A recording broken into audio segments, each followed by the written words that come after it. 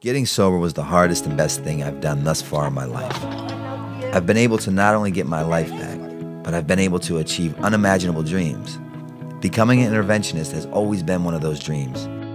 I wanted to be able to help those deep in the throes of addiction find their path to recovery just as I have. So in 2018, a new journey began to become a certified professional interventionist.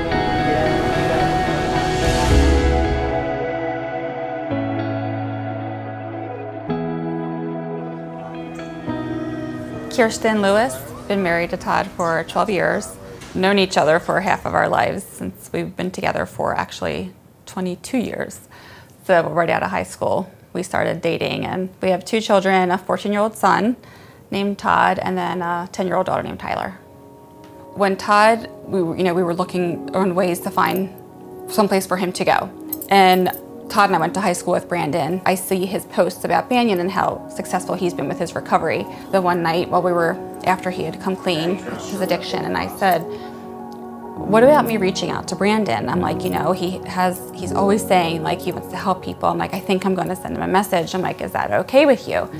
And he's like, yeah, go ahead and do it. He got like right back to us, like, within probably like 30 minutes. Shortly after this, I got a phone call to help my very first family, and it was one of my childhood friends, Todd. I first met Todd in high school. We practically grew up together. We were in the same classes, hung out with the same people, and went to the same parties. It was during these party days that his addiction had started, and just like many others, it progressed throughout the years to a heroin dependence that could no longer be hidden. For years, I was hiding it from everybody, and just the money was leaving, and everybody's questioning me all the time, why am I acting the way I am? Why don't I have money when I have a good job? And my wife and my mother approached me and was basically like, we know that something's wrong with you, what's going on? And I was just at the end of my rope. And she called him, and he immediately got on the phone with me and was like, look, man, you gotta change your life. Because I was scared to, tell everybody in my life this secret I had. How do I tell everybody, these people that I work for, the people that work under me, like I'm in a position where I'm a manager, so how do I tell these people that I'm essentially a junkie? Brandon talks to you like a normal person. Like I said, his demeanor and tone with me wasn't any different than it was when we were in high school. And with my wife calling him, it was obvious. I knew Todd was a good man struggling with a horrible disease that unfortunately takes the lives of many. Since those party days, he had gotten married, started a family, and was on the verge of losing it all.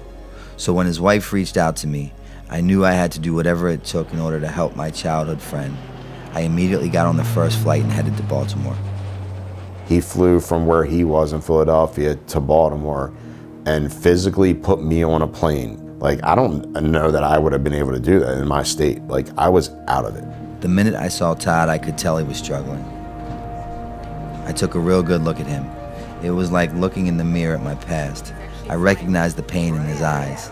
His relationship with his family was crumbling, and everything else with it. At that moment, Todd had that gift of desperation.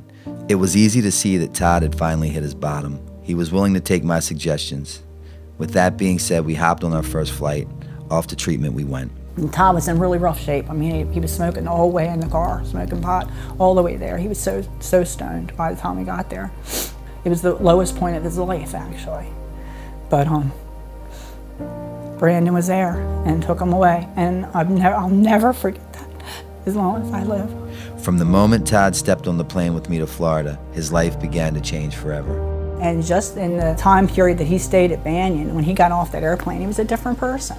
He had lost like 30 pounds, and he was just so healthy, and I mean, I couldn't imagine. I've only known him doing something for 20-some years. I couldn't imagine him not doing anything. And he did nothing. He arrived at Banyan broken and left a changed man. As soon as Todd got sober, his life started to get better. His relationship with his wife, his kids, and his mother all started to improve. Today, his past has no bearing on his future. Todd's story is like thousands of others that struggle with the disease of addiction. If your best thinking got you to addiction, I promise you there is support out there to guide you to recovery. The opposite of addiction is connection. If you or a loved one is struggling, I'm a phone call away.